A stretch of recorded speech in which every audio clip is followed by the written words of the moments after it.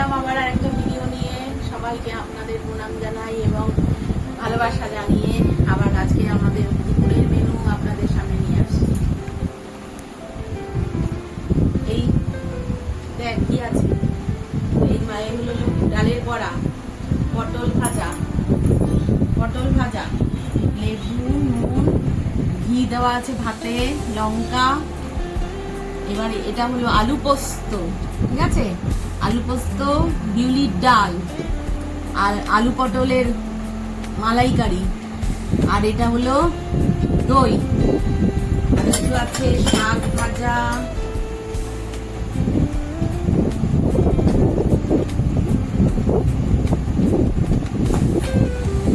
আর এটা হলো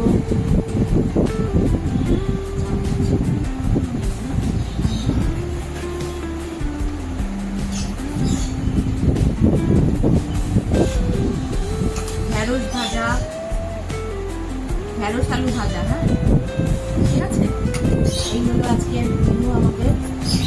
আজকে ও নিরামিষ খাবে বলেছে, একটু আগে বলেছে নিরামিষ খাবে মা। তার কারণ হলো ওর ফলোয়ারি নিয়ে আজকে মা কালী পুজো, ও খুব মা কালীর ভক্ত, বিশেষ করে বড় মার। তাই আজকে ও নিরামিষ খাচ্ছে, নিরামিষ খাবে, আমরাও খাবো তার কাছে নিরামিষ। হ্যাঁ, তো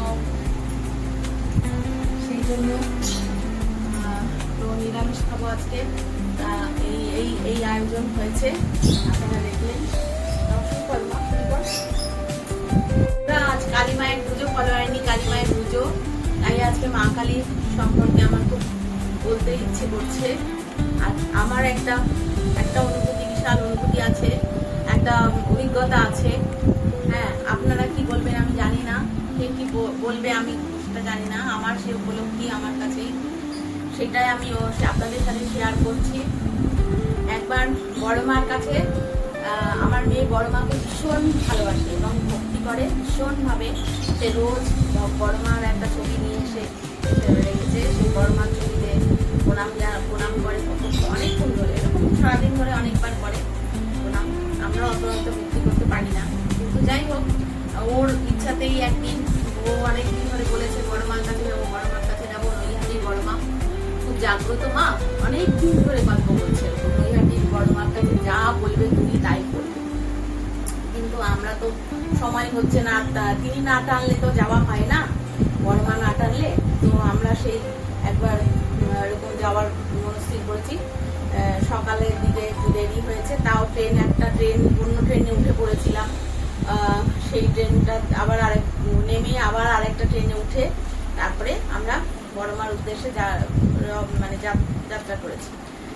এইবারে ট্রেনে উঠেছি, ট্রেনে উঠে তো দাঁড়িয়ে আছি, জায়গা নেই বসার, দাঁড়িয়ে আছি। হঠাৎ মনে হচ্ছে যে এরকম কি করে আমরা বড় মা কি ওখানে যেতে পারবো, চিনতে পারবো কি করে।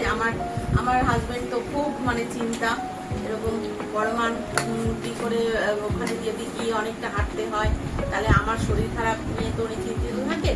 আমি মাঝে মাঝে আমার অজ্ঞানের মতন অবস্থা হয়ে যায়, হাত পা ঠান্ডা হয়ে যায়, এরকম অবস্থা হয়। তো সেই কারণে উনি খুব চিন্তায় রয়েছেন যে অতটা হেঁটে যেতে পারবো কিনা।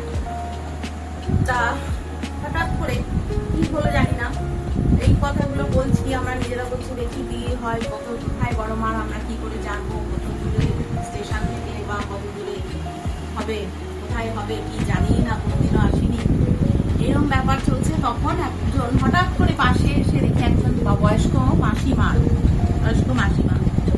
বলছে যে কি তোমরা বড় মার কাছে যাচ্ছ? তখন আমি বললাম হ্যাঁ, বড় মার কাছে আমরা যাচ্ছি মাসিমা। তা আপনি কোথায় যাচ্ছেন? বলছে আমিও তো বড় মার কাছে যাচ্ছি। চলো না, আমি দেখিয়ে দেবো। কি আছে, বড় মার কাছে যাবে তো পথ দেখানোর কি আছে, অসুবিধা, আমি পথ দেখিয়ে দেবো। খুব মনে আমরা সাহস পেলাম যে ঠিক আছে, ভালোই হয়েছে, উনি দেখিয়ে দেবেন, তাহলে আমাদের বেশি ঘুরতে হবে না। হ্যাঁ, ওনাকে যে আমরা দেখবো না, দেখেছিলাম নাকি তখন? না, উনি স্টেশন থেকে নামার পরে দেখেছিলাম, তুমি বলো না, নিয়ে গেলেন আমাদের। উনি স্টেশন থেকে নামলাম, উনি বললেন আমি আমাদের চলো বলে আমার হাত ধরে আমাকে আমাদের ট্রেনে নিয়ে বলে আমার ওখানে। পিছনে পিছনে এসো। বন্ধুরা, সেটা বলছিলাম আপনাদের, যেটা যে ওই ওনার ওই মাসিমার সাথে ট্রেনে ডাকা হয়েছিল। ট্রেনে উনি বললেন আমাদেরকে যে তোমাদেরকে নিয়ে যাব, তো ওই আমি নিয়ে যাব, কোনো চিন্তা করো না। হ্যাঁ, তখন আমার ভীষণ শরীরটা খারাপ করছিল। উনি বললেন যে কোথায় ডালা কিনতে হবে, কী কী কিনতে হবে, সবই উনি বললেন। যে মন্দিরের উল্টো দিকে একটা দোকান আছে, সেখানে ওনার চেনা জানা দোকান, ওনার আত্মীয় হয় কীরকম, সেখানে উনি সেখানেই যাচ্ছেন উনি বললেন। অ্যাকচুয়ালি উনি কোথায় যাচ্ছেন জানাতে, জিজ্ঞেস করাতে, তখন উনি বললেন। তারপরে আমরা সেই, আমি তো খুব শরীর খারাপ, আমি কি করে যাব, হেঁটে হেঁটে যেতে পারবো কিনা এই ভাবছি মনে। আমি দাঁড়িয়ে আছি, আমি দাঁড়িয়েছি ট্রেন থেকে নেমে। তখন উনি কি করলেন, উনি হঠাৎ হঠাৎ আমার হাতটা ধরলেন। হাতটা ধরে নিয়ে মানে এরকম ভাবে হাতটা, মানে ওনার হাতের মধ্যে আমার হাতটা ঢুকিয়ে নিয়ে বললো তোমরা পিছনে এসো বলে আমার হাজবেন্ডকে আর আমার মেয়েকে পিছনে আসতে বললো। আর আমাকে নিয়ে সোজা চলে গেল, সোজা টানতে টানতে টানতে টানতে নিয়ে চললো। এইবারে আমাকে বলছে, আমি বলছি না আমি আর পারছি না, আমার শরীর খুব খারাপ হচ্ছে। তখন বলছে কি মনে জোর করো, মন্দিরে এসছো, মায়ের কাছে এসছো, মায়ের কাছে সব বলবে। হ্যাঁ, মায়ের তুমি এরকম মন দুর্বল করো না, একদম শক্তি করো, ঠিক যেতে পারবে, দেখো না। আমি বললাম মাসিমা তাহলে টোটোতে নিয়ে একটা টোটো নিই কিছু, বা কোনো কিছু যায় না এখান দিয়ে।